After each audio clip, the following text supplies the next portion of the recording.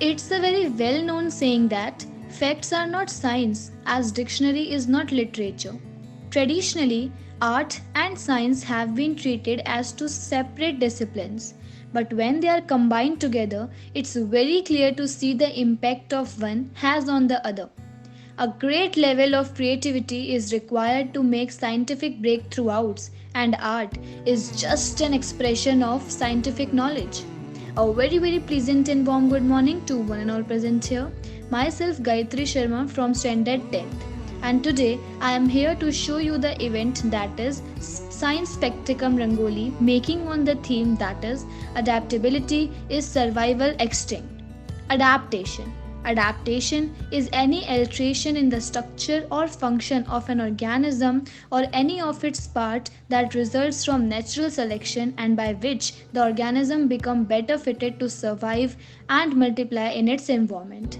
As you can see, I have made a rangoli on aquatic life and I have used homemade rangoli colors to form different shades, and salt has also been added to acrylic colors. Through my rangoli, I have shown the survival of these aquatic plants and flowers.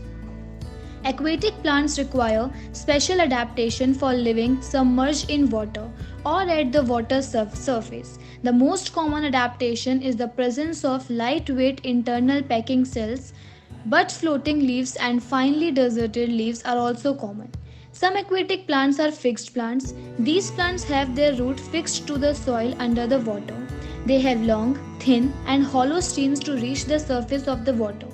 Water lilies have bowl-shaped flowers, and leaves of these plants are broad and flat, with a waxy coating on the surface to prevent them from rooting. For example, water lily and lotus. The stomata of water lilies are on the surface upper on their leaves, maximizing air exposure. Some are underwater plants. These plants grow under the surface of water and have thin and narrow leaves without any stomata. The leaves absorb carbon dioxide and oxygen directly through their surface. For example, hydrilla and tape grass. The growth of hydrilla enables it to compete effectively for sunlight. It can very rapidly upon an inch a day until it nears the water surface when it gets sunlight. The stem is long, slender, spongy, and flexible to move with water currents. So, these adaptations help aquatic plants to survive in a particular place or habitat. These adaptations might make it very difficult for the plant to survive in a different habitat, but this clearly and certainly explains that plants are found in one area but not in another. I hope you like it, and now enjoy my rangoli. Thank you.